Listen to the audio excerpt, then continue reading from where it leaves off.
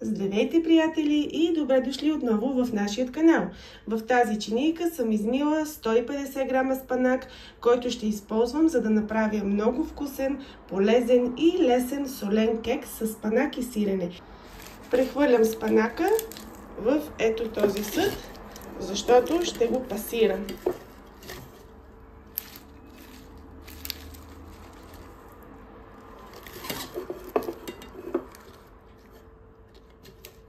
Добавям и 3 пълни супени лъжици кисело мляко. Трябва да има някаква течност, за да може лесно да захване пасатора и да се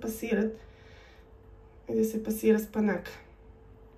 Така, 3 супени лъжици кисело мляко и сега започвам да пасирам.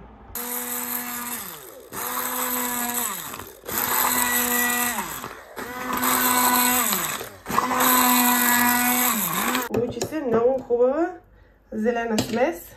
Изсипвам пасирания спанак в купата, в която вече съм чукнала 4 яйца.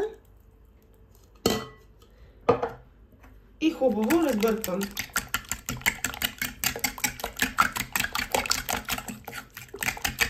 Слагам малко черен пипер. Разбърквам. И добавям ето такава чашка, половината, това е около 150 мл олио.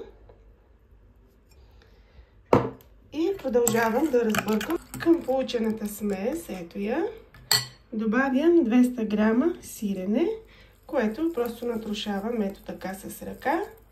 Вместо сирене може да сложите извара, примерно, или да комбинирате, кой както иска, но лично аз го правя най-често с сирене.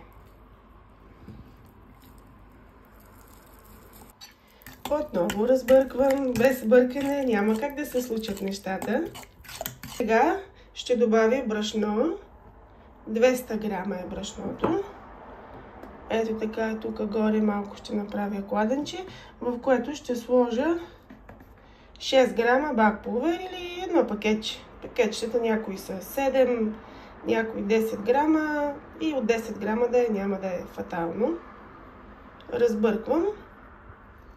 И сега вече разбърквам с вилицата, за да може сместа да поеме брашното. Вижте консистенцията, гъстотата, която придоби. Просто е идеална. Между другото, вече съм включила фурната да загрява. Ето я и тавичката, в която ще пека кекса. С диаметър 25 см. Намазала съм я с масло предварително, може и с олио, а може и просто да сложите хартия за печене отдолу. И сега изсипвам в тавичката сместа за кекса.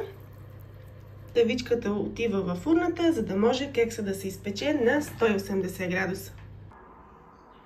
Ето го, кекса се изпече и го нарязах. Вижте как изглежда отвътре. Добре се изпека отдолу, отгоре, от всякъде. Мекичък, ароматен и ви гарантирам много вкусен кекс с спанак. Задължително си го направете. Благодаря ви, приятели, че бяхме заедно и до следващата рецепта. Чао от мен!